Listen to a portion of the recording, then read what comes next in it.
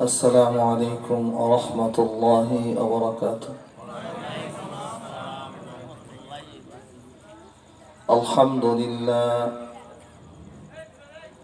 الحمد لله نحمده ونستعينه ونستغفره ونؤمن به ونتوكل عليه ونعوذ بالله من شرور أنفسنا ومن سيئات أعمالنا. من يهده الله فلا مضل له ومن يضلله فلا هادي له. ونشهد أن لا إله إلا الله وحده لا شريك له. ونشهد أن سيدنا وسندنا وحبيبنا وحبيب قلوب ربنا ومولانا محمدا عبده ورسوله الذي أرسله الله تعالى إلى كافة الناس بشيرا ونذيرا وداعيا إلى الله بإذنه وسراجا وقمرا منيرا. أما بعد فقد قال الله تبارك وتعالى في كلامه المجيد وفرقانه الحميد: أعوذ بالله من الشيطان الرجيم. بسم الله الرحمن الرحيم. اتل ما أوحي إليك من الكتاب وأقم الصلاة إن الصلاة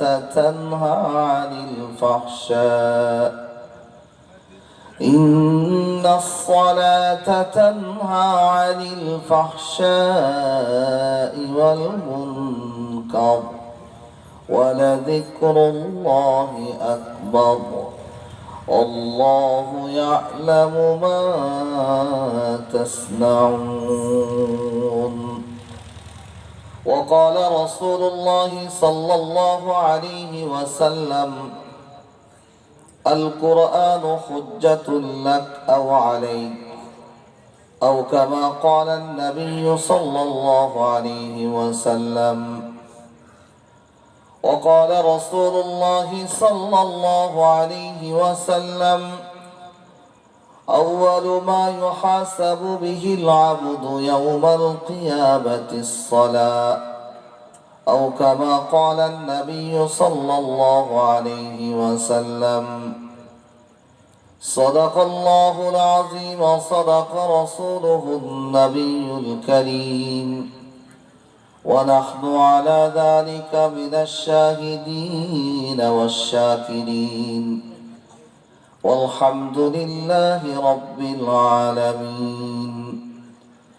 سبحانك لا علم لنا إلا ما علمتنا إنك أنت العليم الحكيم।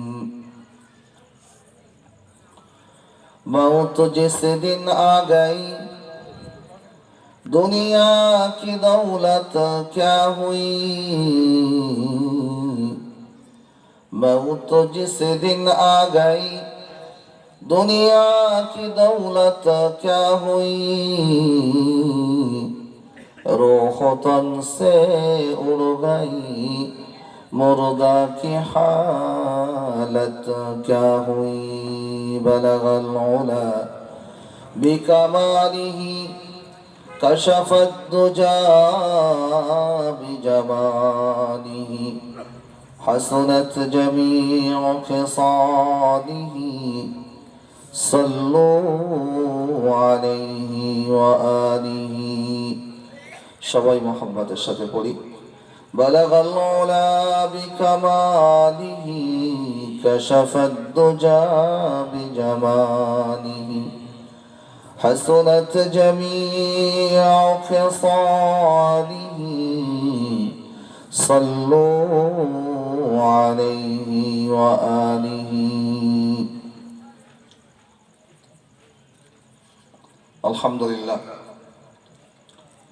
Amadi সর্দার পাড়া যুব সমাজ ও বাজার বাইতুন নূর কেন্দ্রীয় জামে মসজিদের যৌথ উদ্যোগে আয়োজিত আজকের এই বার্ষিক মাহফিলের সম্মানিত সভাপতি, অত্র মসজিদের সম্মানিত ইমাম এবং অত্র এলাকার বিশিষ্ট মুরব্বী জনাব হাফেজ জনাব কারি মোহাম্মদ রুহুল আমিন সাহেব দামাত বরকাতুহুল আলিয়া, প্রধান আলোচক আন্তর্জাতিক খ্যাতি সম্পন্ন মুফাসসিরে কোরআন জামিয়াতুস সুন্নাহ শিবচর মাদারীপুর মাদ্রাসার সুযোগ্য মুহাদ্দিস ও প্রধান আরবি প্রভাষক, বিশেষ আলোচক ৭ নং গদাইপুর ইউনিয়ন পরিষদের সুযোগ্য চেয়ারম্যান জনাব গাজী জুনায়েদুর রহমান সাহেব সহ স্টেজে উপস্থিত হযরতে উলামায়ে কেরাম, বিশেষ করে আজকে সভাপতি সাহেবের অনুপস্থিতিতে ভারপ্রাপ্ত সভাপতির দায়িত্ব পালন করতেছেন বন্ধুবর জনাব হযরত মাওলানা মুফতি জাফর আহমদ, আমার সামনে উপবিষ্ট অত্র অঞ্চলের দিনদার ধর্মপ্রাণ মুসলমান ভাইয়েরা, পর্দার আড়ালে অবস্থানরত আমার প্রাণপ্রিয় মা ও বোনেরা। আসলে এই অঞ্চলে আমার ব্যক্তিগত পরিচয় হলো হয়তো আমি কারো নাতি, কারো ভাগিনা, এমনই। আল্লাহ রাব্বুল আলামিন কোন এক বরকতে আল্লাহ পাক এই রাস্তা আমাদেরকে কবুল করছেন। আপনারা সকলেই জানেন যে আমার নানা একজন সাধারণ মানুষ ছিল, উল্লেখযোগ্য তেমন কোনো দিনদার মানুষ ছিলেন না, ছোটখাটো ব্যবসা করতেন, সাদাসিধা মানুষ ছিলেন। আমার আম্মা জান আমার নানা জানের বড় কন্যা। আমরা 3 ভাই বোন, 2 ভাই 1 বোন। আমার 2টা বাচ্চা, ছোট বোনের 3টা ছেলে 1টা মেয়ে, আর ছোট ভাইয়েরও 2টা ছেলে। আলহামদুলিল্লাহ, আল্লাহ পাক সবাইকেই এই দ্বীনের রাস্তায় কবুল করছেন। আমার যিনি ভগ্নিপতি, আমারও ওস্তাদ, আমার বন্ধু জাফর আহমদের ওস্তাদ হাফেজ মাওলানা মুফতি রুহুল আমিন সাহেব, ওনার 3টা ছেলে 2টাই হাফেজে কোরআন। বড়জনের তেলাওয়াত তো আপনারা শুনলেন। এর ছোটজন হাফেজ ফারহান কিছুদিন আগে হেফজ শেষ করছে। আমাকে আল্লাহ পাক 2টা ছেলে দিয়েছেন। আমার বড় ছেলে আসছে আমার সঙ্গে, ছোট ছেলেও আসছে। বড়জন আল্লাহর মেহেরবানিতে হাফেজে কোরআন। আমার ছোট ভাইয়ের 2 ছেলে, বড় ছেলে অল্প কিছুদিনের মধ্যেই হাফেজে কোরআন হয়ে যাবে ইনশাআল্লাহ।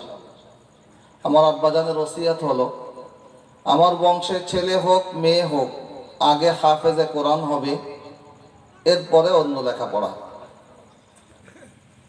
আমরা সবাই আপনাদের কাছে দোয়া চাই, আপনাদের কারো নাতি, কারো ভাগিনা সম্পর্কে আল্লাহ রাব্বুল আলামিন যেন আমাদেরকে দ্বীনের জন্য কবুল করেন। সবাই বলি আমিন। মুহতারাম দোস্ত, আমি আপনাদের সামনে পবিত্র কোরআনুল কারীমের সূরাতুল আনকাবুতের একটি আয়াত তেলাওয়াত করেছি। 21 নম্বর পারার প্রথম আয়াত এটি। আয়াতের বিষয়বস্তুর সাথে সম্পর্ক রেখে দুইটা হাদিস পড়েছি। রাত অনেক হয়েছে, খুব বেশি লম্বা সময় কথা বলার সুযোগ হয়তো হবে না, আর বলাও ঠিক হবে না। তার কারণ ওয়াজ নসিহাতের উদ্দেশ্য হলো আমল করা, কি বলেন?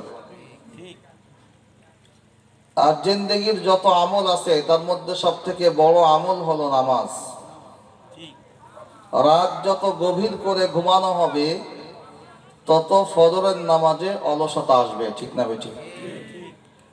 এজন্য আমার পরে আরো একজন আলোচক আছেন, আজকের প্রধান অতিথি।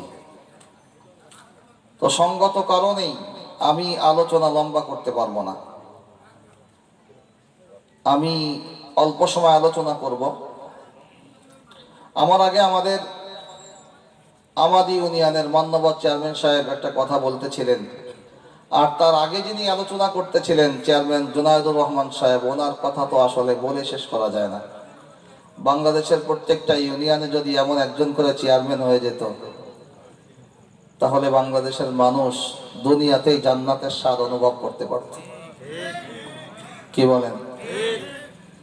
দুনিয়াটাই জান্নাত হয়ে যেত। আজকে যে ইনসাফ, ন্যায় বিচার মানুষের দোরগোড়ায় পৌঁছে দেওয়ার স্লোগান দেওয়া হয়, ন্যায় বিচার পাক আর না পাক, ঠিক না বেঠিক? স্লোগান তো দেওয়া হয়, ন্যায় বিচার মানুষের দরজা পর্যন্ত পৌঁছে দিব। বাস্তবিকই পৌঁছে যেত যদি জুনায়েদুর রহমান ভাইয়ের মতো প্রত্যেকটা ইউনিয়নের চেয়ারম্যান গুলো এমন হয়ে যেত। আল্লাহ রাব্বুল আলামিন আমাদেরকে এইরকম নেতৃত্ব দানকারী নেতা প্রত্যেকটা ইউনিয়নে ইউনিয়নে কবুল করেন, সবাই বলি আমিন। তো আমির আলী গাইন সাহেব বলতেছিলেন যে চেয়ারম্যানের দ্বারা অনেক বড় কিছু হওয়া যায় না। কথাটা শুনছেন আপনারা? চেয়ারম্যান হলেই অনেক বড় কিছু হওয়া যায় না। আসলে দুনিয়াতে বড় কে হয়? আল্লাহর কাছে ইজ্জতওয়ালা সম্মানিত কে হয়? চেয়ারম্যান হইলে, মেম্বার হইলে, মন্ত্রী হইলে, টাকা থাকলে, উঁচু বংশে জন্ম নিলেই কি হয় না? বড় হয় না। আল্লাহ রাব্বুল আলামিনের কাছে ইজ্জত এবং সম্মানের অধিকারী হওয়ার জন্য চেয়ারম্যান, মেম্বার, মন্ত্রী হওয়া জরুরি না, উঁচু বংশের হওয়া জরুরি না, পয়সাওয়ালা হওয়া জরুরি না। কিন্তু দুনিয়াতে আমরা এইটা মনে করি, ঠিক না বেটি? দুনিয়াতে আমরা মনে করি যে পয়সাওয়ালা সে ইজ্জতওয়ালা। দুনিয়াতে আমরা মনে করি যে উঁচু বংশের লোক সেই সম্মানিত।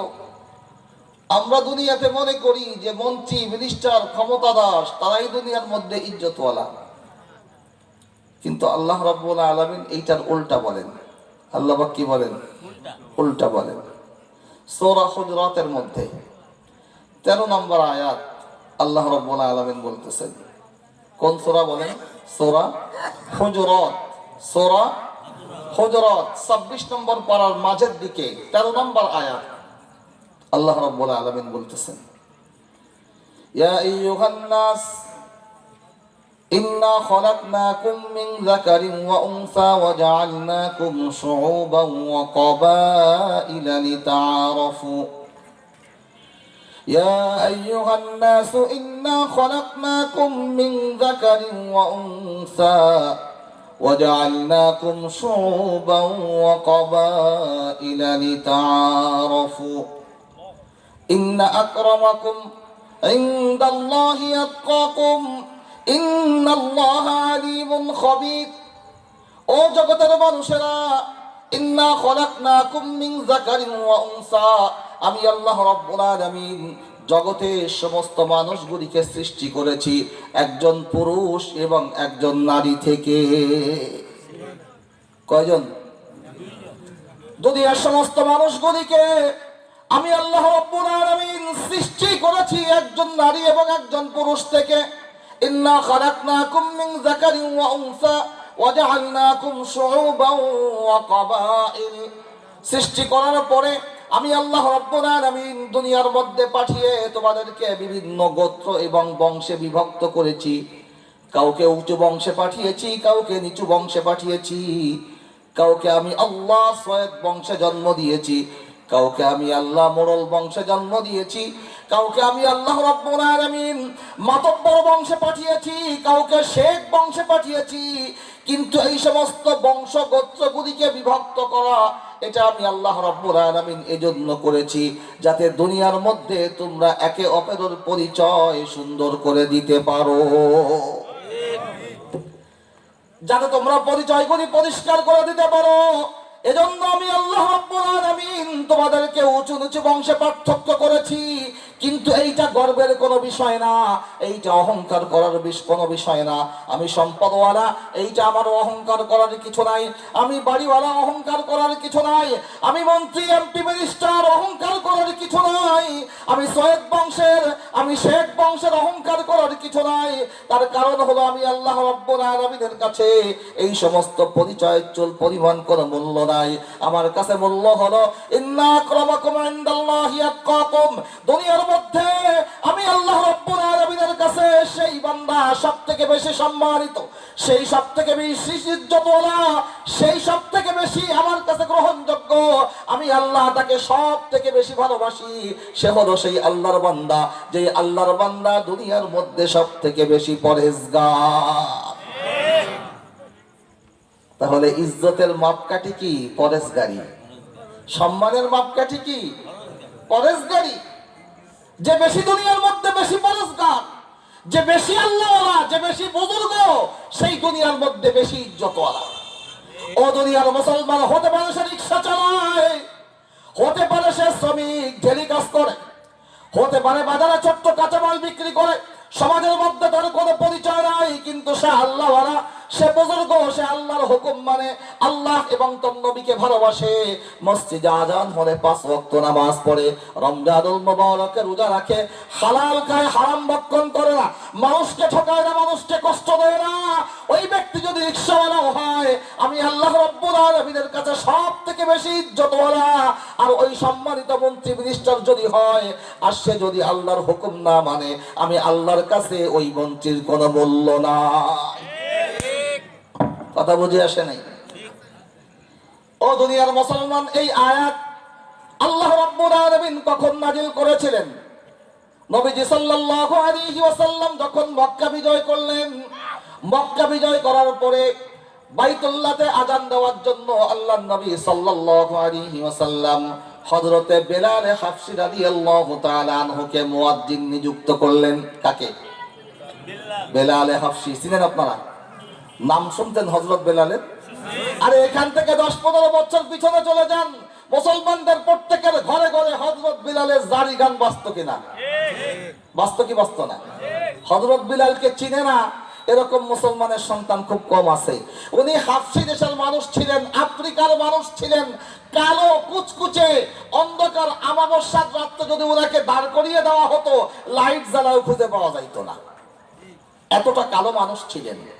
হাফসার মানুষ আপনারা দেখেছেন কিনা জানি না, আফ্রিকার মানুষের চেহারা আকৃতি দেখতে তত সুন্দর হয় না, কালো তো আছেই, ঠোঁট দুটো মোটা মোটা হয়, দেখছেন আপনারা?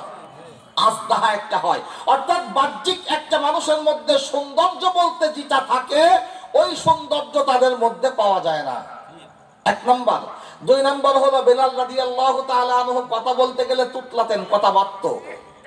3 নম্বর হলো উনি একজন গোলাম ছিলেন, ক্রীতদাস ছিলেন। ওনাকে যখন আল্লাহর নবী বাইতুল্লাহর মুয়াজ্জিন নিযুক্ত করলেন, তখন মক্কার কিছু নেতা, নেতা বুঝেন তো, আমরা যাদেরকে নেতা বলি, কিছু নেতা, তাদের মধ্যে একজন বলে উঠলো যে আমার বাবা অনেক আগেই মারা গেছে, এজন্য আমি আল্লাহ পাককে ধন্যবাদ জানাই, তা না হলে আজকে বাইতুল্লাহতে যাকে মুয়াজ্জিন নিযুক্ত করা হয়েছে, এই দুর্দিন আমাকে দেখতে হতো না। তার মানে তার কাছে বেলাল রাদিয়াল্লাহু তাআলা আনহুর মুয়াজ্জিন নিযুক্ত হওয়াটা পছন্দ হয় নাই। কেন? উনি ক্রীতদাস, উনি গোলাম, উনি হাফসি, হাফসা দেশের মানুষ, অশিক্ষিত, তাকে কেন বাইতুল্লাহর মুয়াজ্জিন নিযুক্ত করা হবে? এটা তার অভিযোগ। 2 নম্বর, হারিস ইবনে হিশাম বলল যে মুহাম্মদ বাইতুল্লাহ শরীফে আল্লাহর ঘরের মুয়াজ্জিন নিযুক্ত করার জন্য একটা কালো কাক ছাড়া আর কারো পাইল না। নাউজুবিল্লাহি মিন যালিক। আবু সুফিয়ান বসে বসে বলতেছে, যে আমি আর কি বলবো, আমি যা বলবো সবটাই আল্লাহ পাক তার নবীর কাছে সংবাদ দিয়ে দেবে, এজন্য আমি কিছু বলবো না, চুপ থাকলাম। আল্লাহ নবী বাইতুল্লাহ বসে আছেন। হযরত জিবরাইল আলাইহিস সালাতু ওয়াস সালাম এসে বললেন, ইয়া রাসূলুল্লাহ, আপনি এই জায়গায় বসা বিলালরে মুয়াজ্জিন নিযুক্ত করছেন, ওদিকে তা নিয়ে সমালোচনা চলতেছে। আল্লাহ নবী ওই তিনজনকে ডাকলেন, ডেকে বললেন, আনতুম হাউলাই তাকুলু কাযা ওয়া কাযা, তোমরা কি সেই তিনজন যেই তিনজন বেলাল সম্পর্কে এই সমস্ত মন্তব্য করেছো, এই কথাগুলি বলেছো তোমরা? বলল, হ্যাঁ, আমরা এই কথাগুলি বলেছি। নবীজি সাল্লাল্লাহু আলাইহি ওয়াসাল্লাম বললেন, ও হারিস ইবনে হিশাম, তুমি মক্কার মধ্যে নেতা হতে পারো, ও আবু সুফিয়ান, তুমি মক্কার মধ্যে অনেক বড় লিডার হতে পারো, কিন্তু তোমার মতো নেতা, তোমার মতো লিডারের আমি আল্লাহ রাব্বুল আলামিনের কাছে, আমি নবী এবং আমার আল্লাহর কাছে 4 পয়সা কোনো মূল্য নাই। আমার আল্লাহ রাব্বুল আলামিনের কাছে বেলালের যেই পরিমাণ মূল্য আছে, তার কারণ হলো বেলাল দিনদার, বেলাল ইমানদার, বেলাল মুত্তাকি।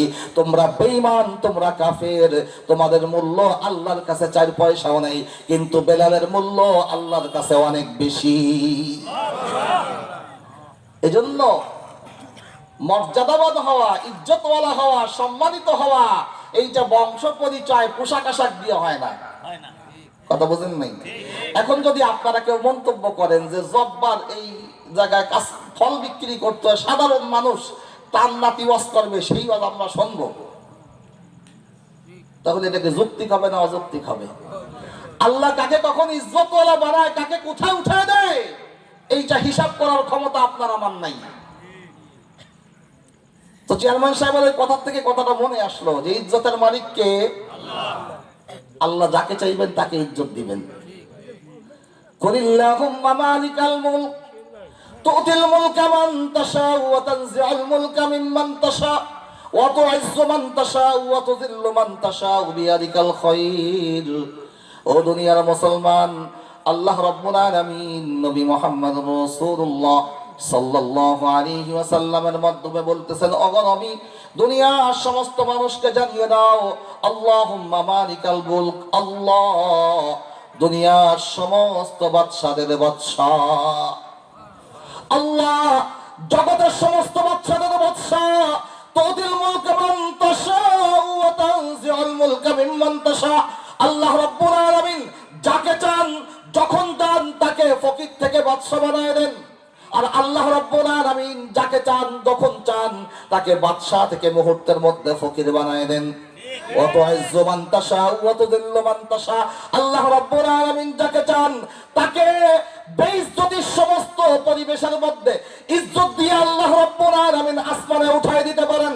আবার আল্লাহ রাব্বুল আলামিন যাকে চান তাকে ইজ্জতের সমস্ত পরিবেশের মধ্যে, নিরাপত্তা বেষ্টনীর মধ্যে জুতার পিঠা খাওয়ায় খাওয়ায় আল্লাহ জগতের সমস্ত মানুষের সামনে বেইজ্জতি করতে পারে। ঠিক না বেটি? আল্লাহ রাব্বুল আলামিন তাকওয়া, পরেজগারি, খোদা ভীতির মধ্যেই ইজ্জত রাখছে, সম্মান রাখছে, বুজুর্গি রাখছে। আল্লাহ পাক আমাদের সকলকে তাকওয়া, পরেজগারি, খোদা ভীতি অবলম্বন করার তৌফিক দান করেন, সবাই বলি আমিন। এইটা আমার আলোচনার বিষয় না, এটা মাঝখানে ফাও কিছু কথা বললাম, কথা বুঝেন নাই? এইটা আলোচ্য বিষয় ছিল না আমার, চেয়ারম্যান সাহেবের কথা থেকে কথা আসলো তাই করলাম, বোঝার জন্য যে আজকে আমরা দুনিয়াতে যে গর্ব করতেছি, অহংকার করতেছি এত কিছু নিয়ে, আমি ব্যবসায়ী, আমি শিল্পপতি, আমি বাড়িওয়ালা, আমি শিক্ষিত, এগুলা কিছু না, নাথিং, কোনো কিছুই না এগুলা। আপনি মরে যাবেন, কবরে চলে যাবেন, কবরে যাওয়ার পরে হিসাব হবে আপনি দুনিয়াতে কি ছিলেন। দুনিয়ার এই সমস্ত হিসাব কোনো কাজে আসবে না। আপনি যদি দুনিয়াতে আল্লাহর সাথে সম্পর্ক রেখে পড়তে পারেন, কবরে যাওয়ার সঙ্গে সঙ্গে আপনাকে গালিচা বিছায় দেওয়া হবে। আর যদি আল্লাহর সাথে সম্পর্ক রেখে না বলেন, তাহলে আপনি দুনিয়াতে যত বড়ই পণ্ডিত হন না কেন, কবরে যাওয়ার সঙ্গে সঙ্গে দুর্বুঝ বাহিনী রেডি হয়ে যাবে, এমন কষা দেবে, কষা সহ্য করতে পারবা না। দোস্ত, আল্লাহ রাব্বুল আলামিন আমাদেরকে বুঝবার তৌফিক দান করেন। আমি যে আয়াত আপনাদের সামনে তেলাওয়াত করেছি সূরাতুল আনকাবুতের, এই আয়াতের মধ্যে আল্লাহ রাব্বুল আলামিন মানব সমাজ এবং মানব এই দুইটা সুস্থতার জন্য দুইটা ব্যবস্থা পত্র দিয়েছেন। কয়টা? একটা হলো সমাজ সংস্কার, আর একটা হলো মানুষের মানবিক জীবন সংস্কার। কথা বুঝে আসে নাই? দুইটা। সমাজ সংস্কারের জন্য একটা ব্যবস্থাপত্র দিয়েছেন, আর একটা হলো সমাজের মানুষগুলি শুধরে যাওয়ার জন্য সংস্কারের জন্য আর একটা ব্যবস্থাপত্র দিয়েছেন। দুইটা ব্যবস্থাপত্র।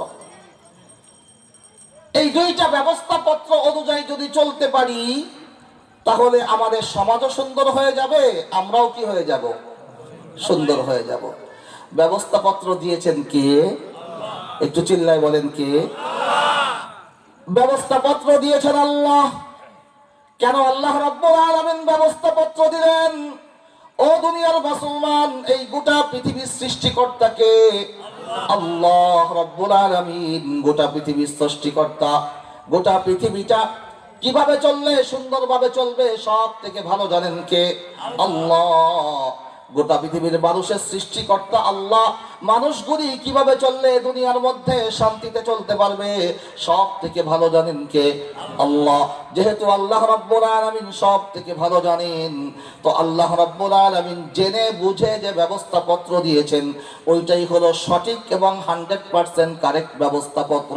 ওইটা যদি মানতে পারি আল্লাহ রাব্বুল আলামিন দুনিয়ার জীবনটা সুখের স্বর্গ বানিয়ে দিবেন। আল্লাহ পাক আপনার আমার পরকালকে জান্নাতুল ফেরদাউস দ্বারা অভ্যর্থনা জানাবে। ডাক্তার মানুষের দেহের পরে রিসার্চ করে, লেখাপড়া করে, পাট থেকে মাথা পর্যন্ত দেহ সম্পর্কে একটা অভিজ্ঞতা অর্জন করছে, ঠিক না বেঠিক? এক একজন এক একটা সাইড নিয়ে, কেউ চোখ, কেউ নাক, কেউ কান, কেউ হার্ট, কেউ ডায়াবেটিস, কেউ মেডিসিন। তো যখন আমরা ডাক্তারের কাছে যাই চিকিৎসার জন্য, যাওয়ার পরে ডাক্তার সাহেব দেখে শুনে পরীক্ষা নিরীক্ষা করে যেই প্রেসক্রিপশনটা করে দেন যে এইভাবে আপনি চলেন, আল্লাহ চাইলে আল্লাহ আপনাকে সুস্থ করে দিবেন, ঠিক না বেঠিক?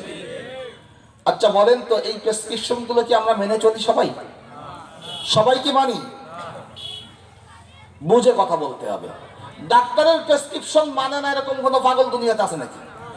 কারণ ডাক্তারের প্রেসক্রিপশন না মানলে সে কি হবে? মারা যাবে। ডাক্তারের প্রেসক্রিপশন না মানলে, ডাক্তারের পরামর্শ অনুযায়ী না চলে, যদি নিজে খামখিয়ে নিয়ে অনুযায়ী চলে তাহলে তার রোগ সুস্থ হবে? কোনোদিনও হবে না। তো ডাক্তারের প্রেসক্রিপশন কেন মানি? যেহেতু ডাক্তার আমার শরীরের পরে লেখাপড়া করে একটা সিদ্ধান্ত দিয়েছে, সে বুঝে তার অভিজ্ঞতার আলোকে সে বলেছে সে যেটা দিবে ওইটা সঠিক হবে। আমি যেহেতু লেখাপড়া করি নাই, আমি যেটা করব ওইটা সঠিক হবে না। তো এটি যে তোমরা দুনিয়ার মানুষ মানি, তো আল্লাহ রাব্বুল আলামিন যেহেতু আপনার আমার স্রষ্টা, আল্লাহ রাব্বুল আলামিন গোটা আসমান জমিনের স্রষ্টা, তো আসমান জমিনের মধ্যে কিভাবে, কোন পদ্ধতিতে, কোন গতিতে এই পৃথিবীটা চললে, পৃথিবীর মানুষগুলি চললে পৃথিবীতে মানুষ শান্তিতে থাকতে পারবে, সুখে থাকতে পারবে, ব্যক্তি জীবন সুখের হবে, পারিবারিক জীবন সুখের হবে, সামাজিক রাষ্ট্রীয় জীবন, প্রশাসনিক, আন্তর্জাতিক বিচার ব্যবস্থা সব কিছু ঠিকঠাক মতো ভালো চলবে, এইটা ভালো জানেন কে? তো আল্লাহ যেহেতু ভালো জানেন, আল্লাহ যেটা দিবেন সেইটা মানবো, না আপনার আমার মতো মানুষ আমরা যেটা বানাইছি সেইটা মানবো? চিল্লায় বলেন কোনটা মানবো? আমি মাঝে মধ্যে আমার আলোচনার মধ্যে মজা করে একটা কথা বলি, সেটা হলো দর্জি যখন পায়জামা বানায় তখন কোন ফাঁক দিয়ে প্রস্রাব করতে হবে ওই জায়গাটা রাখে তারপরে পায়জামা বানায়, ঠিক না বেঠিক? তা না হলে রাস্তার মাঝখানে যদি দর্জির প্রস্রাব চাপে যায় তো পায়জামা পুরোটা খুলে ফেলতে হবে। পায়জামা পুরো খুলে কি প্রস্রাব করে যাবে? তা কি করছে, ওই জায়গাটা একটা কাটিয়ে প্রস্রাব করার জায়গা রাখছে। তো দর্জি যখন পায়জামা বানানো শুরু করছে তখন তার মাথার ভিতরে এটা আসছে যে আমি যদি এই পায়জামা পরি আর আমার যদি রাস্তার মাঝখানে প্রস্রাব চাপে তাহলে কিভাবে করব, এই জন্য ও নিজের প্রস্রাব করার জায়গাটা আগে বানাইছে, যেটা পরে পাবলিকের মধ্যে প্রচার হয়েছে, ঠিক না বেঠিক? এটা দিয়ে আমি এইটা বোঝানোর চেষ্টা করি যে মানব রচিত আইন, মানব রচিত আইন যেটা আমি বানাইছি, আমার জাফর ভাই বানাইছে, বা জাফর ভাইয়ের মতো আর একজন কেউ না কেউ বানাইছে, যে বানাইছে সেও মানুষ। কথা বুঝে আসে নাই? দুনিয়াতে বর্তমান যত আইন চলতেছে সব আইনগুলো কার বানানো? তাই আল্লাহর বানানো, আন্দাজে পয়সা। কথা বুঝে কথা বলতে হবে। দুনিয়াতে কোর্ট কাচারি আইন কানুন যা চলতেছে সব কি আল্লাহর আইন চলতেছে? একটাও না, সবগুলো মানুষের আইন চলতেছে। সবগুলা কার আইন চলতেছে? সব মানুষের বানানো আইন চলতেছে। তো আমি একটা মানুষ, আপনি একটা মানুষ, যে আইন বানাইছে সেও একটা মানুষ। তো সে যখন আইনটা বানাইছে তখন তো সে এইটা চিন্তা করেই বানাইছে যে আমি যদি কোনোদিন এই আইনে ফাঁসে যাই, আমি যদি কোনোদিন এই আইনে কি ফেসে যাই, তাহলে আমার নিজের বাঁচার রাস্তা তো আগে বাইর করে রাখতে হবে, ঠিক না বেঠিক? আমার নিজের রাস্তা, বাঁচার রাস্তা আগে বের করতে হবে, তারপরে আইন বানাইতে হবে। কারণ দুনিয়ার মানুষ হলো স্বার্থপর। স্বার্থপর মানুষ যখন কোনো আইন প্রণয়ন করে নিজের স্বার্থটা আগে দেখে, এরপরে আইন বানায়। এজন্য মানব রচিত আইন দিয়ে মানবতার শান্তি কিয়ামত পর্যন্ত আসবে। তার কারণ যতই আইন করা করেন, ফাঁক তো একটা আছে। আইন যদি 80 প্রকার হয়, তাহলে 160 প্রকার আইনের ফাঁক আছে। ওই ফাঁক ফোক দিয়ে সব শয়তানগুলো বের হয়ে যায়, আর সমস্ত ভালো মানুষগুলো মাজলুম হয়ে যায়, ঠিক না বেটি? এজন্য আল্লাহ রাব্বুল আলামিন সূরাতুল আনকাবুতের মধ্যে বলতেছেন, ও দুনিয়ার মানুষেরা, যদি তোমরা তোমাদের সমাজের সংস্কার চাও, সমাজকে আদর্শ সমাজ হিসাবে প্রতিষ্ঠা করতে চাও, যদি তোমরা সমাজের মধ্যে শান্তি ফিরে পেতে চাও, যদি সমাজের মানুষগুলো একে অপরের মধ্যে ভ্রাতৃত্ব ফিরে পেতে চাও, সমাজের মধ্যে ন্যায় নীতি ইনসাফ ফিরে পেতে চাও, তাহলে মানব রচিত আইন দিয়ে সমাজ ব্যবস্থা সংস্কার করা যাবে না। মানবের বানানো আইন দিয়ে মানুষের কল্যাণ আসবে না। এজন্য দুনিয়ার মুসলমান আল্লাহ রাব্বুল আলামিন আল্লাহর নবী সরওয়ারে আলম নবী মুহাম্মদুর রাসূলুল্লাহ সাল্লাল্লাহু আলাইহি ওয়াসাল্লামকে লক্ষ্য করে বলতেছেন, ও নবী উতলু, আপনি তেলাওয়াত করেন, পড়ে পড়ে শোনান, মা উহিয়া ইলাইকা মিনাল কিতাব।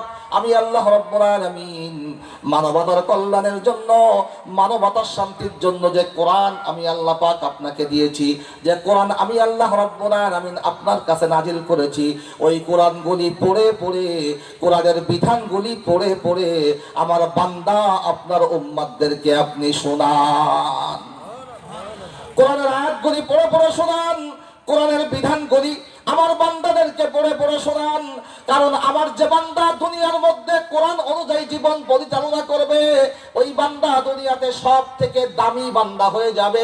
যেই পরিবারের মধ্যে কোরআনের বিধান অনুযায়ী পরিবার প্রতিষ্ঠা হবে, ওই পরিবারটা পৃথিবীর মধ্যে দামি পরিবার হয়ে যাবে। যেই সমাজটা কোরআনের বিধান অনুযায়ী চলবে, ওই সমাজটা পৃথিবীর মধ্যে দামি সমাজ হয়ে যাবে। যেই দেশটা কোরআনের বিধান অনুযায়ী চলবে, ওই দেশটা পৃথিবীর মধ্যে আদর্শ এবং মডেল দেশ হবে।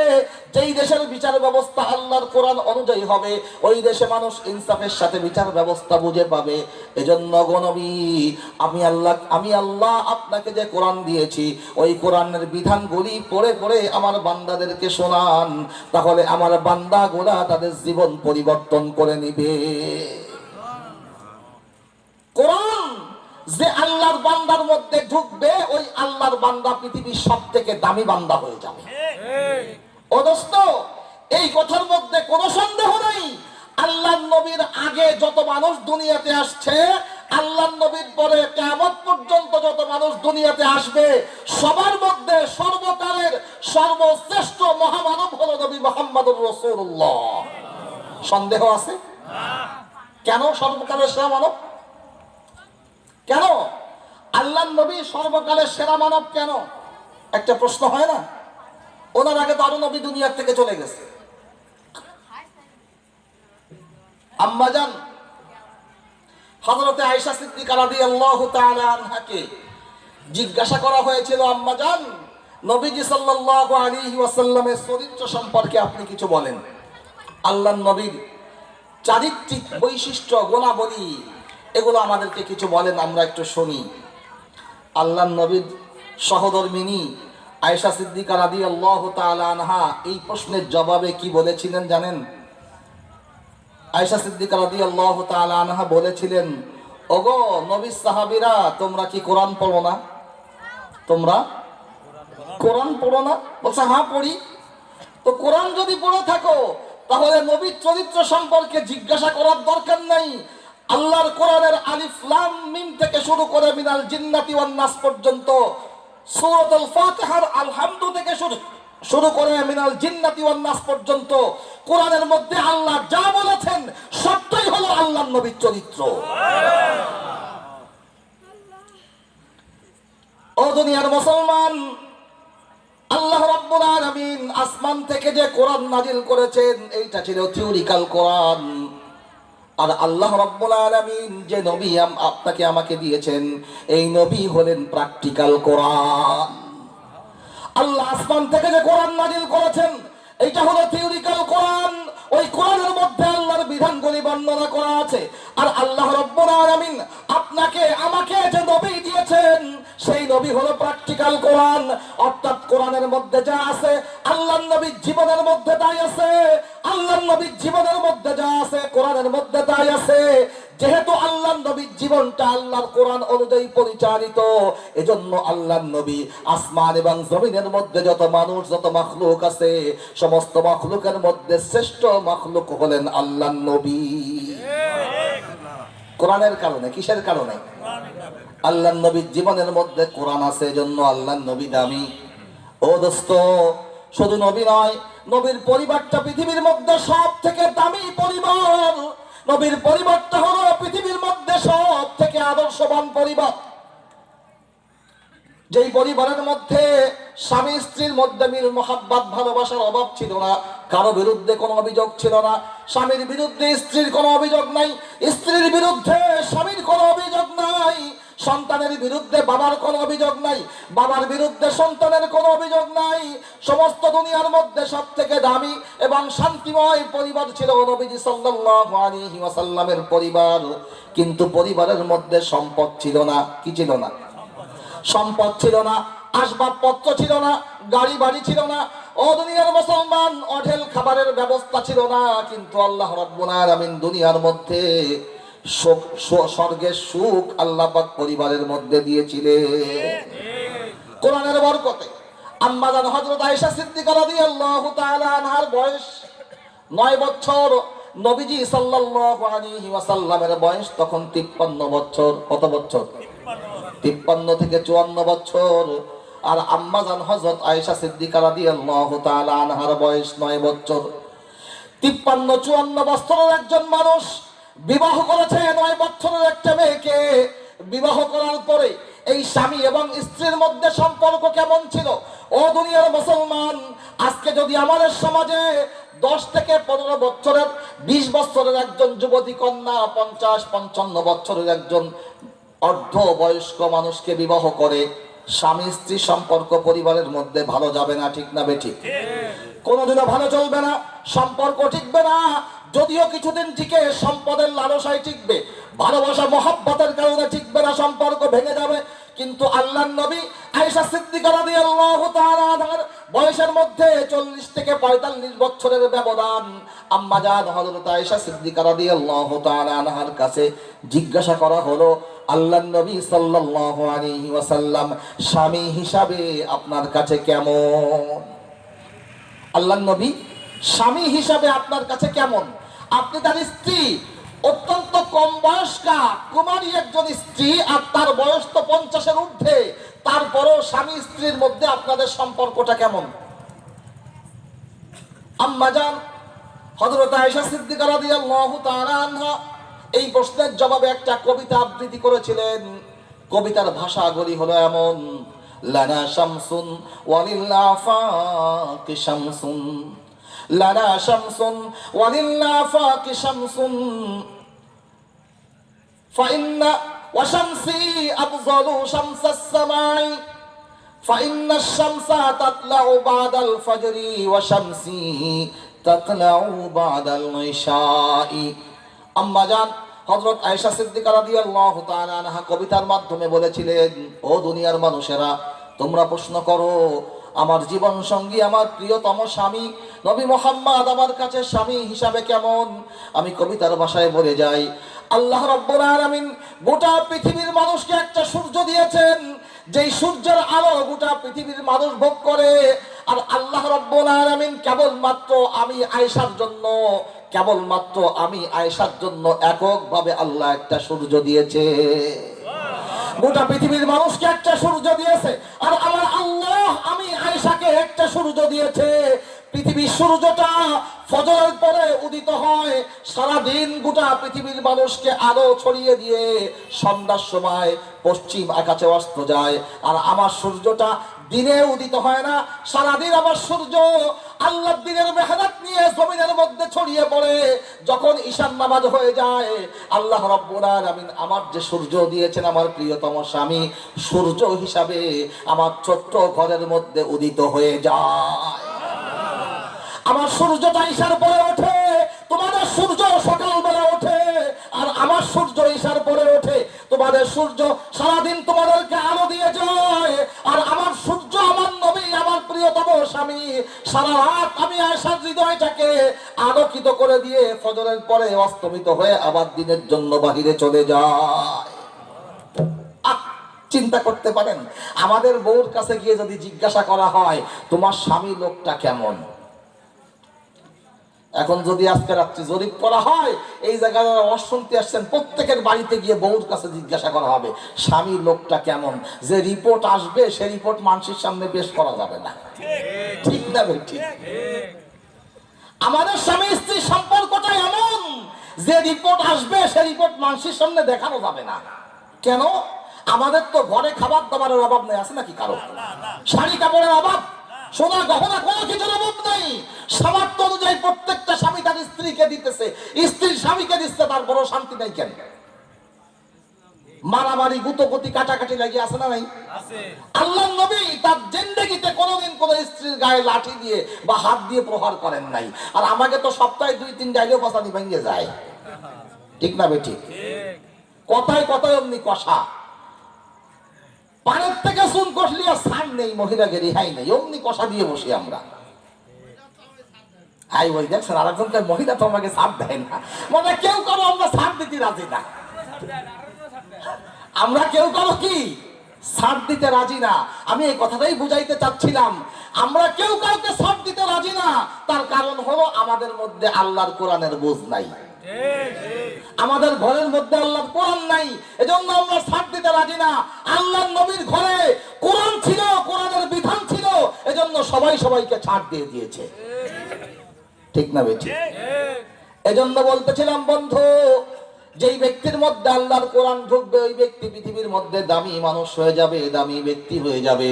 যেই পরিবারের মধ্যে আল্লাহর কোরআন ঢুকবে ওই পরিবারটাও পৃথিবীর মধ্যে দামি পরিবার হয়ে যাবে।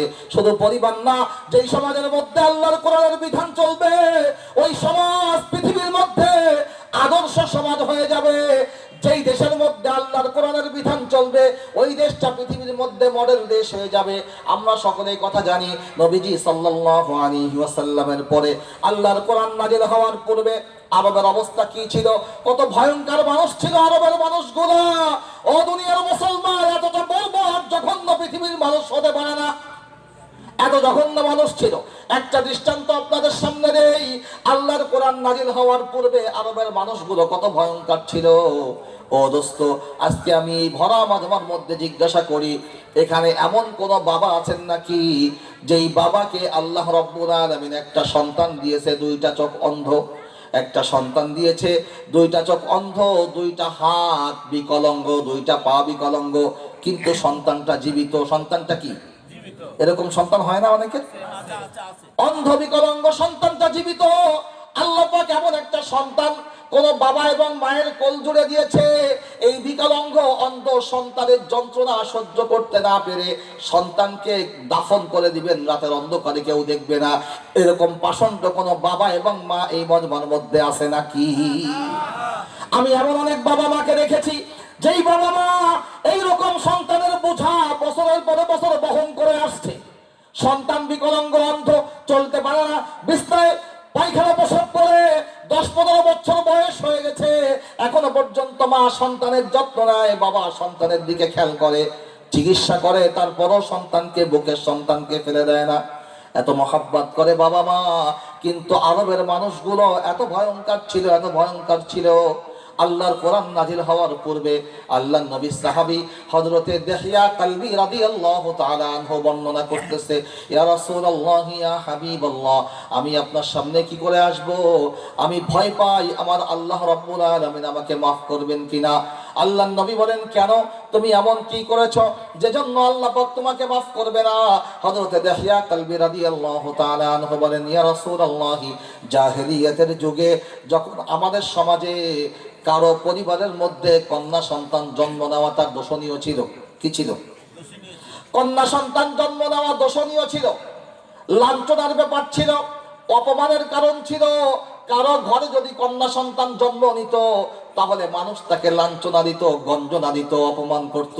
এই লাঞ্ছনা, গঞ্জনা আর অপমানের ভয়ে কন্যা সন্তান ভূমিষ্ঠ হলে মানুষ জানার আগেই আমরা জাহেলিয়াতের যুগে ওই কন্যা সন্তানগুলিকে জীবন্ত দাফন করে দিতাম।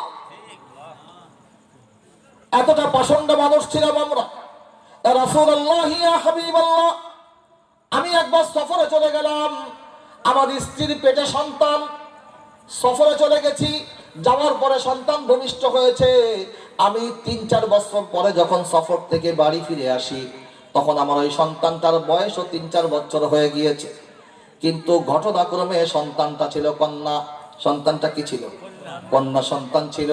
ও দোস্ত, যখন সন্তানের বয়স ৩-৪ বছর হয় তখন সন্তান কিন্তু বাবা মার কাছে বড় প্রিয় হয়, একটু বেশি প্রিয় হয়। তার কারণ হলো সন্তানটা ওই সময় একটা দুইটা ভাঙ্গা ভাঙ্গা ভাষায় কথা বলতে শিখে, একটু আব্বু বলে ডাকতে শিখে, একটু আম্মু বলে ডাকতে শিখে। এই জন্য এই বয়সের সন্তানগুলা বাবা মায়ের কাছে বড় প্রিয় হয়। বাবা মার সন্তান জন্ম দেওয়ার সার্থকতা ওই সময় বুঝে আসে যেই সময় সন্তান বাবাকে বাবা বলে ডাকে, মাকে মা বলে ডাকে। আমার ওই কন্যা সন্তানটা ওই রকম বয়স হয়েছিল, আব্বু আম্মু বলে ডাকার মতো বয়স হয়েছে। ওই সময় আমি বাড়িতে ফিরে আসছি। বাড়িতে ফিরে আসার পরে দেখি আমার স্ত্রীর কোলে একটা কন্যা সন্তান। আমার স্ত্রী আমার সন্তানটার দিকে তাকিয়ে বলতেছে, মা, ওই তোমার বাবা বাড়িতে আসছে।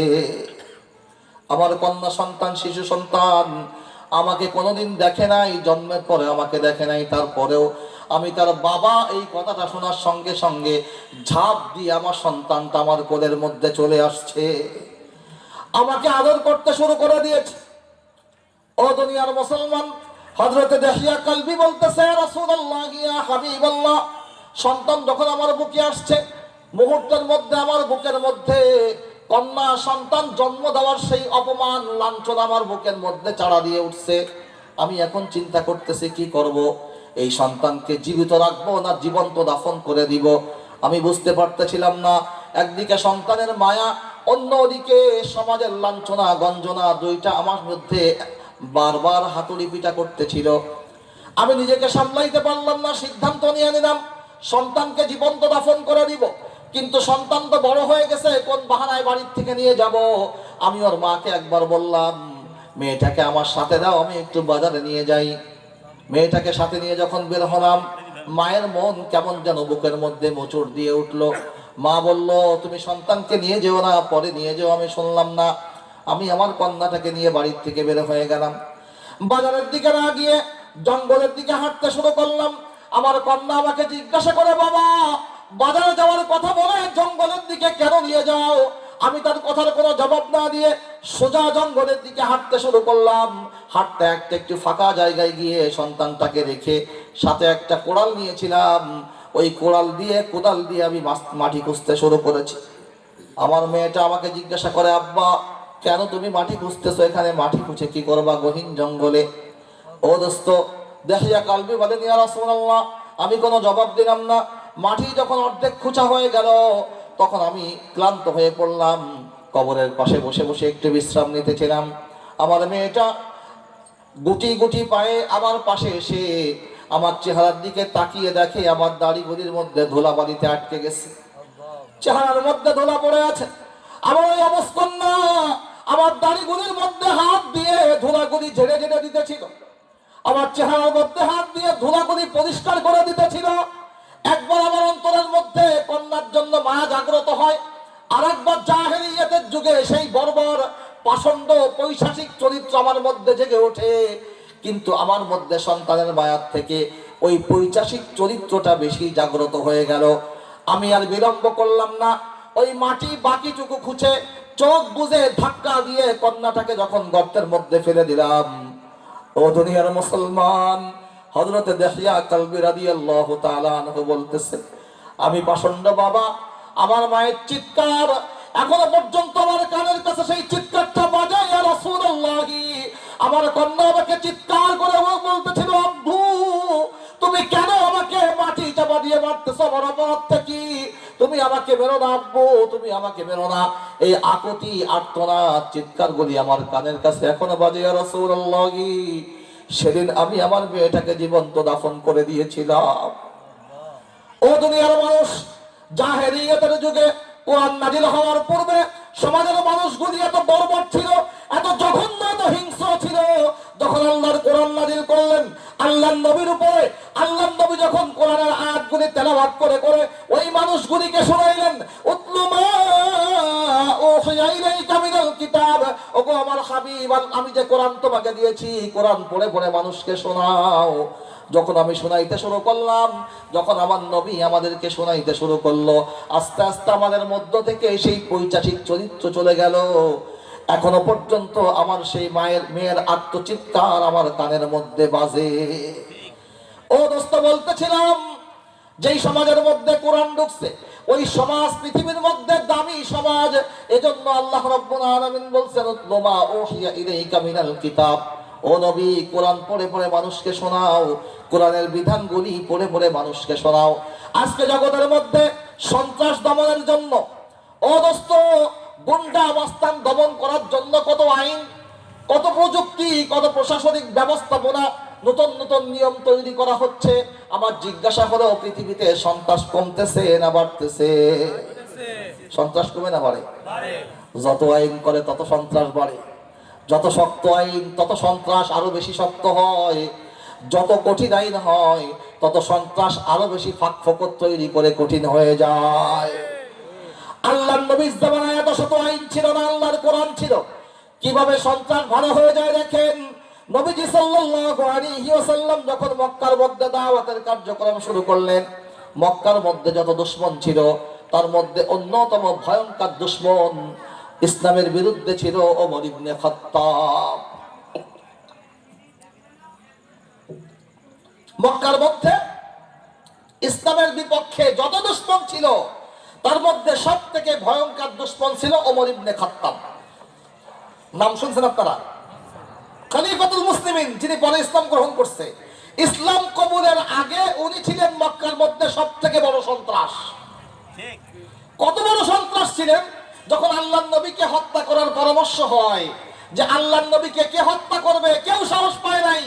একমাত্র ওমর দাঁড়িয়ে বলেছিল যে আমি আল্লাহর নবীকে হত্যা করে দেব। কথা বুঝেন নাই? নবীকে হত্যা করার মতো সাহস যার বুকের পাটায় থাকে, ওই জামানায় তার থেকে বড় সন্ত্রাস কি আর কেউ থাকে? এবার আসেন, সন্ত্রাস কিভাবে আল্লাহওয়ালা হয়ে গেল।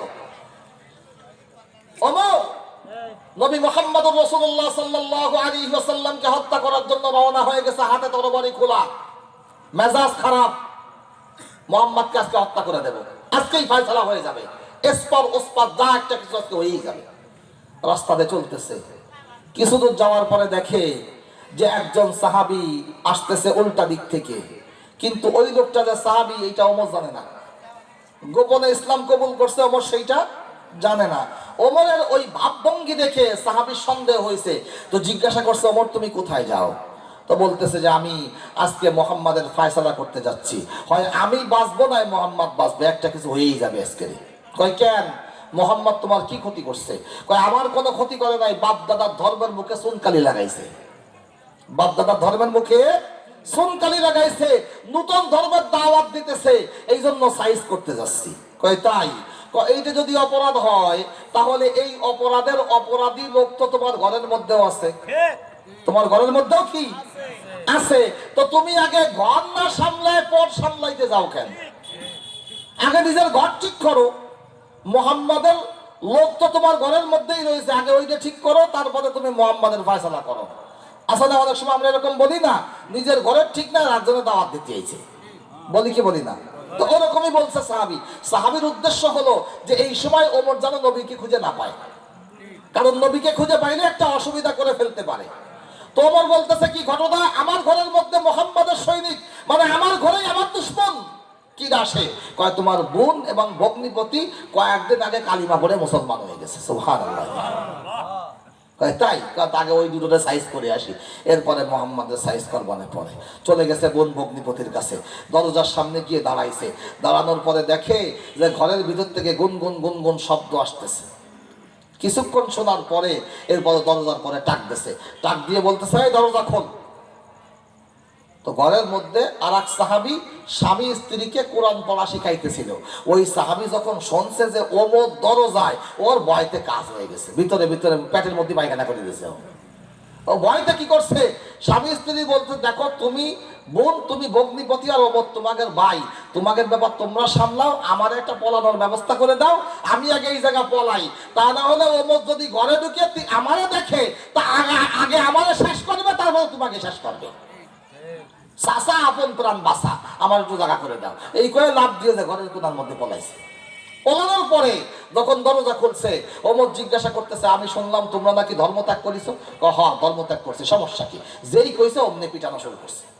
এমন পিটান পিটাইছে, পিটাইতে পিটাইতে বোন ভগ্নিপতিকে জমিনের সঙ্গে মিশায় দিয়েছে, রক্তাক্ত করে ফেলছে, জমিন রক্তে রঞ্জিত হয়ে গেছে, বেহুশ হয়ে গেছে বোন ভগ্নিপতি। যখন হুঁশ ফিরছে আবার পিটানো শুরু করছে। পিটাইতে পিটাইতে যখন ওমর হাঁপাই গেছে, নিজেই এখন হাঁপাই গেছে, এখন বলতেছে, বল ধর্মত্যাগ করবি কিনা? যদি না করিস আবার পিটাবো।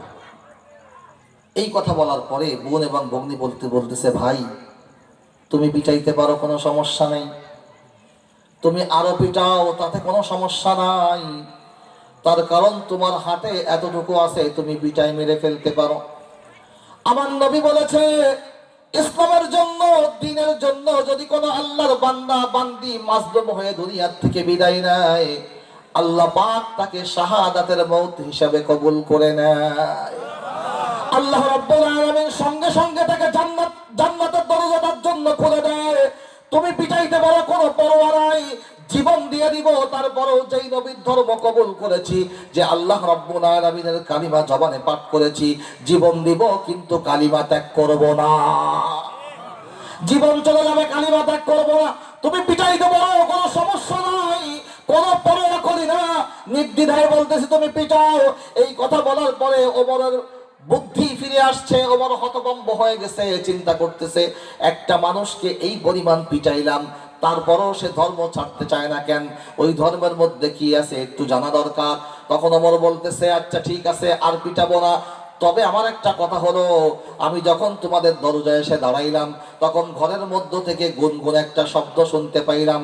ওই গুনগুন করে তোমরা কি পড়তেছিলে আমার মনে হইতেছিল, ওইটা আমার কাছে একটু দাও, আমি দেখতে চাই। বোন বলতেছে, ওগো ভাই, গুনগুন করে আমরা যেটা পড়তেছিলাম ওইটার নাম হলো কোরআন। ওমর বলতেছে, কোরআন কি জিনিস?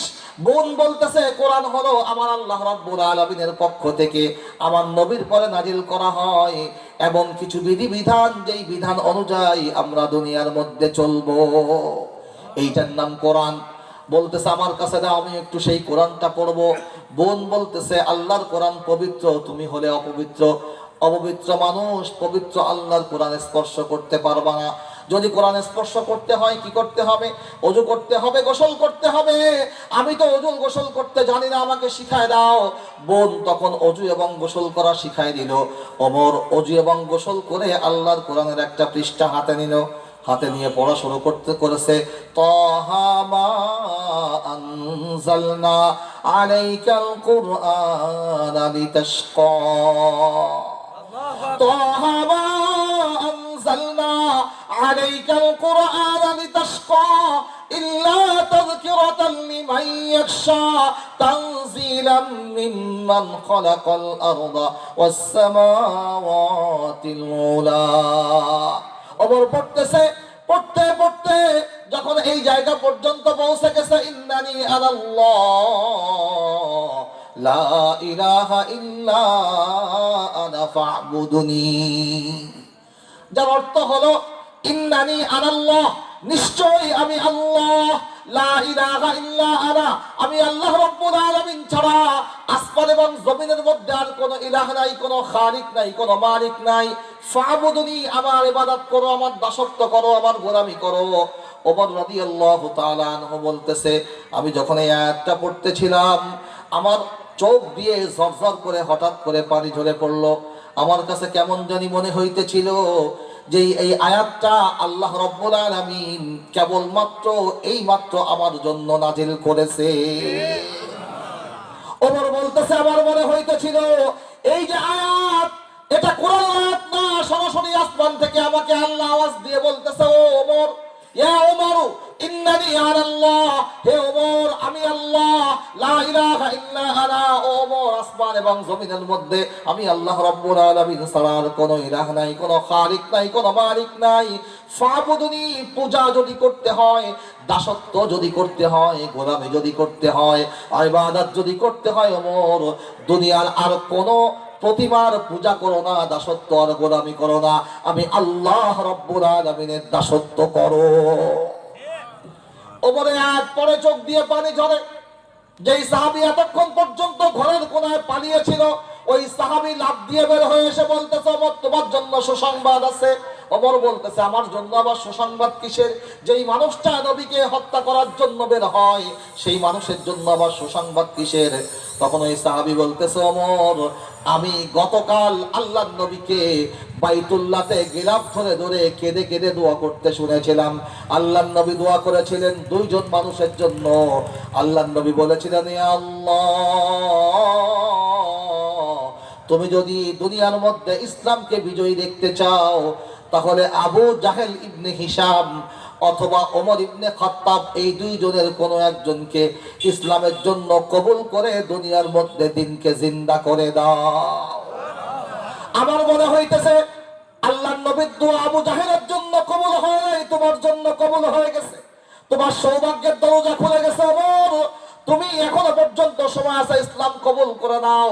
হযরত ওমর বলতেছে, আমি এখন কোথায় যাব, কিভাবে ইসলাম কবুল করব? নবী কোথায়?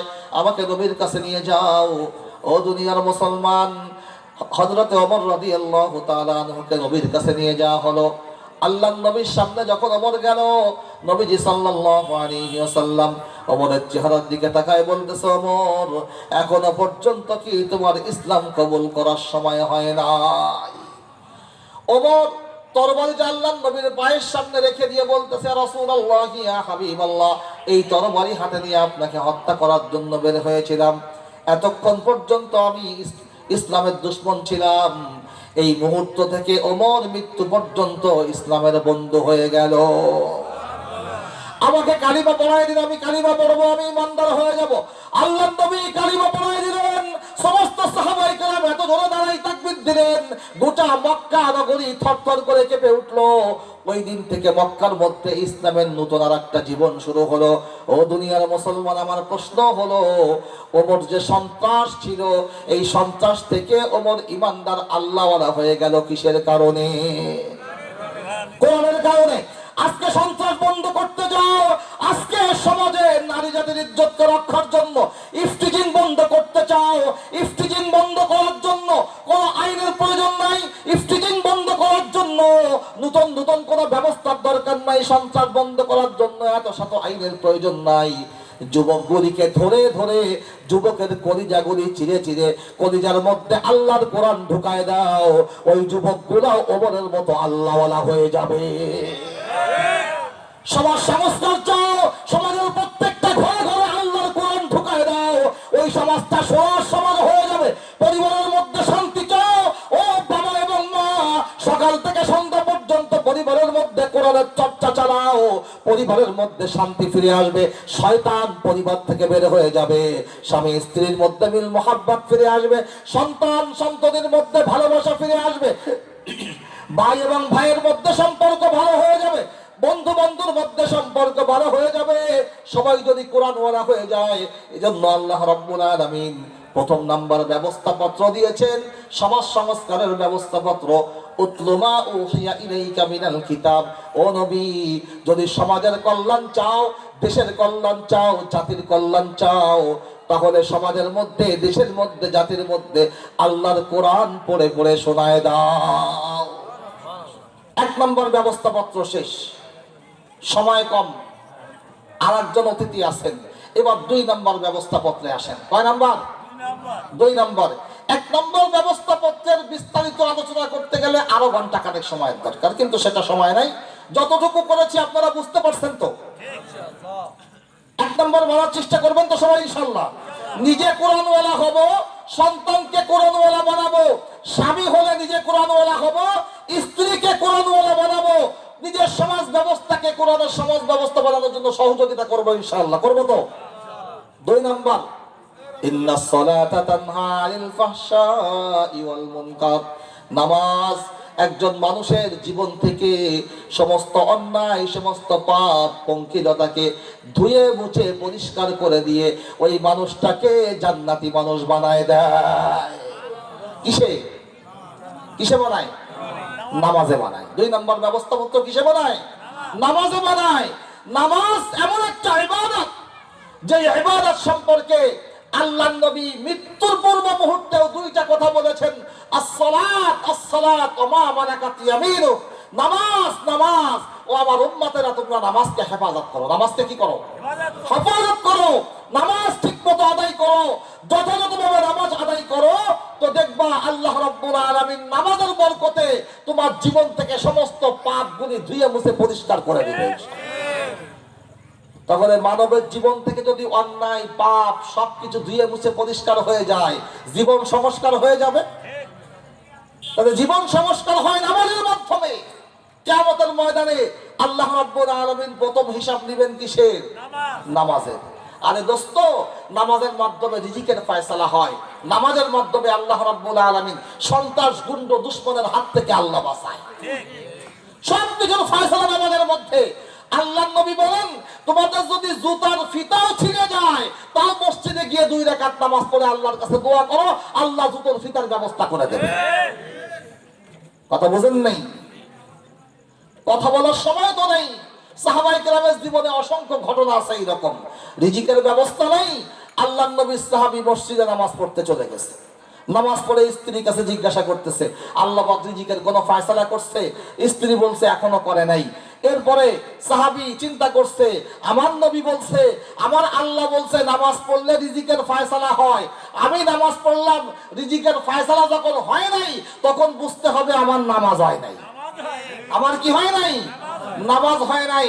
আমি আল্লাহর দরবারে যদি টাকানোর মতো টাকাইতে পারি, আমার আল্লাহ এত পাষাণ না যে আমার আল্লাহ আমাকে দিবে না।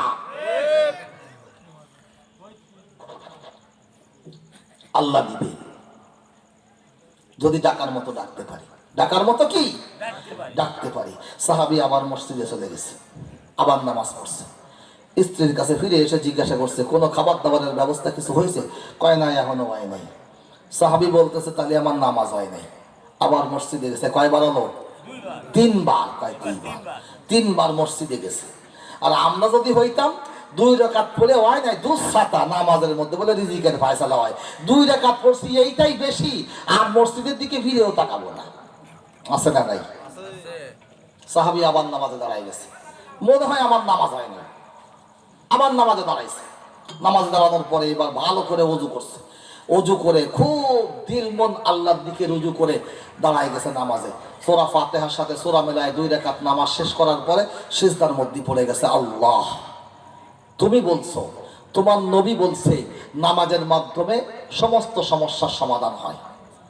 নামাজের মাধ্যমে তোমার কাছে সাহায্য চাইতে হয়, তাই সাহায্য চাওয়ার জন্য তোমার দরবারে আসছি। দুনিয়ার কোন মানুষের দরবারে যাই নাই। তুমি দিলেও তোমার দরবারে পড়ে থাকবো, তুমি না দিলেও তোমার দরবারে পড়ে থাকবো। দুনিয়ার কারো কাছে যাবো না। তুমি যদি না খায় মেরে ফেলো, তাও তোমার দরবারে পড়ে থাকবো। তুমি কতক্ষণ দিবা না? সিজদায় পড়ে আছে, চোখের পানি ছেড়ে দিয়েছে, হাউমাউ করে কাঁদতে শুরু করেছে। আল্লাহ, আমার নিষ্পাপ মাসুম বাচ্চাগুলি ক্ষুধার যন্ত্রণায় ছটফট করে। স্ত্রীর মুখের দিকে তাকাইতে পারি না, মুখটা শুকনা। রিজিকের কোনো ফয়সালা হয় না, 2-3 দিন পর্যন্ত কোনো কাজ হয় না। আল্লাহ, তুমি রিজিকের ব্যবস্থা করে দাও। ও দুনিয়ার মুসলমান, সাহাবী দোয়া করে বাড়িতে যে স্ত্রীকে জিজ্ঞাসা করতেছে, প্রিয়তমা, রিজিকের কোনো ফয়সালা হলো কিনা? স্ত্রী তখন বলতেছে, গো স্বামী, তুমি ঘরে উঠে আসো। আল্লাহ রাব্বুল আলামিন এমন রিজিকের ব্যবস্থা আল্লাহ করে দিয়েছে, তুমি স্বপ্নেও চিন্তা করতে পারবা না। রিজিকের ব্যবস্থা হয়ে গেল। স্বামী যখন ঘরে ঢুকছে, ঘরে ঢুকে দেখে ঘরের মধ্যে দুইটা জাতা ছিল। ওই দুইটা জাতা অটোমেটিক আল্লাহর পক্ষ থেকে ঘুরতেছে এবং জাতার চতুর্পাশ দিয়ে ঝরঝর করে আটা গুলি ঝরে ঝরে পড়তেছে। আল্লাহ রিজিকের ফয়সালা করছে কি করে নাই? এক নামাজে 6 মাসের রিজিকের ফয়সালা হয়ে গেছে। এজন্য দোস্ত, নামাজের মাধ্যমে আল্লাহর কাছে সাহায্য চাইতে হবে। নামাজ আপনার জীবনের সমস্ত অন্যায়কে দূর করে দেবে, কিন্তু নামাজ নামাজের মতো হইতে হবে। কি বলেন? ওযুর খবর নাই, নামাজের ফরজ ওয়াজিবের খবর নাই, কি কারণে নামাজ ভাঙে তাই জানি না, নামাজ হয় কি না হয় তারই খবর নাই, তো ফয়সালা হবে কি রে? যার নামাজ সুন্দরতা সব, যার নামাজ সুন্দরতা সব সুন্দর, কিয়ামতের ময়দানে প্রথম নামাজের হিসাব হবে। যার নামাজের হিসাব ঠিকঠাক, তার বাকি জিন্দেগীর সমস্ত আমলের হিসাব কি ঠিকঠাক। আউয়ালু মা ইউহাসাবু বিহিল আবদু ইয়াউমাল কিয়ামাতিস সালাহ। কিয়ামতের ময়দানে সর্বপ্রথম আল্লাহ রাব্বুল আলামিন নামাজের হিসাব নেবেন। যেই বান্দার নামাজের হিসাব ঠিক, ওই বান্দার জিন্দেগীর সমস্ত আমল ঠিক। পড়বো তো সবাই? নামাজ ঠিক মতো পড়বো তো? আমার আগে জুনায়েদুর রহমান ভাই আপনাদের কাছ থেকে নামাজের ওয়াদা নিয়েছেন না? বাস, আমারও সর্বশেষ 2 ব্যবস্থাপত্রের 2য় নম্বর ব্যবস্থাপত্র হলো নামাজ। আল্লাহর নবী বলেন, আল ফারকু বাইনাল কুফরি ওয়াল ঈমান আস-সালাহ। কুফর এবং ঈমানের মধ্যে পার্থক্য হলো নামাজ। ঈমানদার নামাজ পড়ে, কাফের মুশরিক বেঈমান নামাজ পড়ে না। ঠিক। তাহলে যে নামাজ পড়ে না সে কাফের মুশরিক বেঈমানের মতো, ঠিক না ঠিক? ইনশাআল্লাহ ভাই 5 ওয়াক্ত নামাজ নিজে পড়বো, 5 ওয়াক্ত নামাজ নিজের পরিবারকে পড়ানোর চেষ্টা করব। 5 ওয়াক্ত নামাজের জন্য সমাজের মানুষের কাছে দাওয়াত নিয়ে যাব। এখন সর্বশেষ কথা হলো, 5 ওয়াক্ত ফরজ নামাজ যে আল্লাহ রাব্বুল আলামিন মসজিদে এসে পড়তে বলছেন, ঠিক না ঠিক? পুরুষ ফরজ নামাজ 5 ওয়াক্ত মসজিদে এসে পড়বে, আর মহিলারা 5 ওয়াক্ত ফরজ নামাজ ঘরের মধ্যে বসে বসে পড়বে। তো মসজিদ যদি সুন্দর না হয়, নামাজ কিভাবে পড়বো আমরা? কি বলেন? এখন এইটা হলো আমার নানা বাড়ির এলাকা। মামুরা বা নানারা যারা আছেন তারা মনে মনে চিন্তা করতেছেন, ভাগ্নে এবার কোন লাইনে আছে তার লাই জানে। এই আপনাদের যে মসজিদটা, গত 2 বছর আগে আমি এখানে আলোচনা করতে আসছিলাম, এই যে বাজার মসজিদ, দোতলার কন্ডিশন 2 বছর আগেও যা দেখছি, 2 বছর পরে এসে সে একই অবস্থায় দেখতেছি। তো আমি জিজ্ঞাসা করলাম, এই অবস্থা কেন? হুজুর অবস্থা বেশি ভালো না, টাকা পয়সা নাই, কি করে ছাদ করবো, ছাদ দেওয়া দরকার। অদস্ত নবীজি সাল্লাল্লাহু আলাইহি ওয়াসাল্লামের হাদিস, মান বানা মসজিদান লিল্লাহ, মান বানা মসজিদান লিল্লাহি বানাল্লাহু লাহু বাইতান ফিল জান্নাহ। আমার যে বান্দা দুনিয়ার মধ্যে আল্লাহর জন্য একটা মসজিদ নির্মাণের সহযোগিতা করবে, আমি আল্লাহ তাকে একটা জান্নাত বানাই দিব। যে বান্দা দুনিয়ার মধ্যে আমি আল্লাহর জন্য একটা মসজিদ বানানোর সহযোগিতা করবে, আমি আল্লাহ রাব্বুল আলামিন ওই বান্দার জন্য একটা জান্নাত বানাই দিব। ও দোস্ত, আমরা সবাই জান্নাতে যাইতে চাই কিনা? কারা কারা জান্নাতে যাইতে চায় হাত উঁচু করে দেখাই। আল্লাহু আকবার বলে হাত উঁচু করি। ইয়া আল্লাহ, তোমার এই বান্দাগুলি গভীর রাত্রিতে হাত উঁচু করেছে, জান্নাতে যেতে চায়। আল্লাহ রাব্বুল আলামিন এই সমস্ত হাতগুলিকে তোমার জান্নাতের জন্য কবুল করে নাও। আলহামদুলিল্লাহ বলে না ভাই? তাহলে জান্নাতে যাওয়ার জন্য একটা হাদিস শোনাইলাম, মান বানা লিল্লাহি মসজিদান বানাল্লাহু লাহু বাইতান ফিল জান্নাহ। যে ব্যক্তি দুনিয়ার মধ্যে একটা মসজিদ নির্মাণের সহযোগিতা করবে, পাখির বাসার মতো একটা মসজিদ বানাবে, আল্লাহ পাক তাকে জান্নাতের মধ্যে একটা ঘর বানাই দিবে, একটা জান্নাত বানাই দিবে। সুবহানাল্লাহ। এখন সবাই মিলে যদি আমরা একটু সহযোগিতা করি, মসজিদের ছাদটা হইতে পারে কিনা? এই আওয়াজ ছোট হয়ে গেছে এবার। আমি মাঝে মাঝে মজা করে একটা কথা বলি যে, গেদু নাস্তা খাবি? খাবি। ও হো, বুঝেন? খাবি তো হু, খাবি ও হু, মানে দেওয়ার বেলায় আসলে তখন আওয়াজটা উল্টে যায়, খাওয়ার বেলায় আসলে আওয়াজ বেড়ে যায়। একটু জোরে কর না ভাই, দেন আর না দেন, জোরে কর। মসজিদ নির্মাণ দরকার কিনা? ইনশাল্লাহ সবাই সহযোগিতা করবো তো। এখন কে কি করবো বলি ভাই, খুশি খুশি।